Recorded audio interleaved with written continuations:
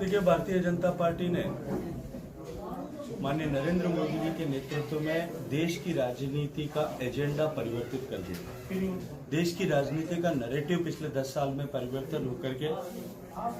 अब राजनीति विकास पर आधारित राजनीति हो गई। और भारतीय जनता पार्टी ऐसा राजनीतिक दल है जो केवल इलेक्शन के समय में किसी मशीन के रूप में तैयारी के लिए काम करके और राजनीति नहीं करती। हम सामाजिक सरोकार के विषयों के साथ में जुड़े रहकर के निरंतर 5 साल तक जनता के बीच में रहकर। मैं एक उदाहरण आपको देना चाहता हूँ। कोरोना की वैश्विक महामारी के समय में पूरे विश्व के लोग और दुनिया भर की पॉलिटिकल पार्टियां जब हाइबरनेशन में चली गई, हाइबरनेशन मतलब सुषुप्तावस्था में चली गई, सारे नेता घरों के अंदर दुबके हुए थे, तब भारतीय जनता पार्टी का बूथ पर काम करने वाले कार्यकर्ता से राष्ट्रीय अध्यक्ष तक सब अपनी जान को जोखिम में डालकर के धरातल पे काम कर रहे हैं। हम निरंतर अपनी पार्टी के संगठन की धार को तेज करते हुए कार्यकर्ताओं को एक सामान्य सदस्य के रूप में भर्ती करके कार्यकर्ता बना करके बाद में नेता बनाने तक की प्रक्रिया के साथ में काम करते हैं। नरेंद्र मोदी जी के नेतृत्व में सरकार ने जिस तरह से गरीब के जीवन को परिवर्तन किया और देश का सम्मान बढ़ाया, इस विषय को हम देश के आम मतदाता तक लेकर के गए और इस तैयारी के आधार पर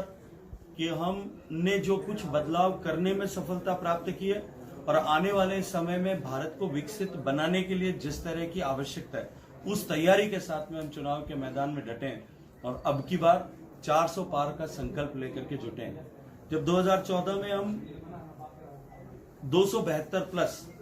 ये आंकड़ा लेकर के आए थे, तब आप सहित देश की राजनीति की समीक्षा करने वाला कोई भी चैनल, कोई भी प्रिंट मीडिया, कोई भी वेब मीडिया, कोई सफोलॉजिस्ट जब इस बात को स्वीकार करने के लिए तैयार नहीं था कि भारत में 30 साल से जो कोएलिशन गवर्नमेंट, मिली जुली साझा सरकारों का जमाना चल रहा था, उस समय भारत में कोई पूर्ण बहुमत की सरकार बन सकती है। लेकिन देश की जनता ने एक नए आशा की किरण के रूप में मोदी जी को देखते हुए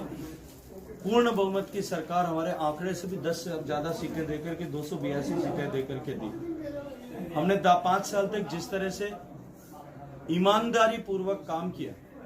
धरातल पर लोगों को सरकार उनके लिए काम करती है, गरीब के लिए काम करती है, महिला के लिए काम करती है, दलित के लिए काम करती है, पीड़ित के लिए काम करती है, वंचित के लिए काम करती है, शोषित के लिए काम करती है। और सरकार के संसाधनों की वरीयता जो है वंचितों के लिए। तब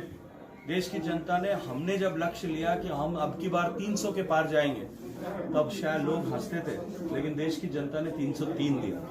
और इस बार हमने लक्ष्य तय किया कि हम 400 के पार जाएंगे, राजस्थान में 25 सीटें जीतेंगे और देश में 400 के पार जाकर के देश के सारे बड़े और कड़े फैसले जो बाकी रह गए उन सब फैसलों पर काम करेंगे।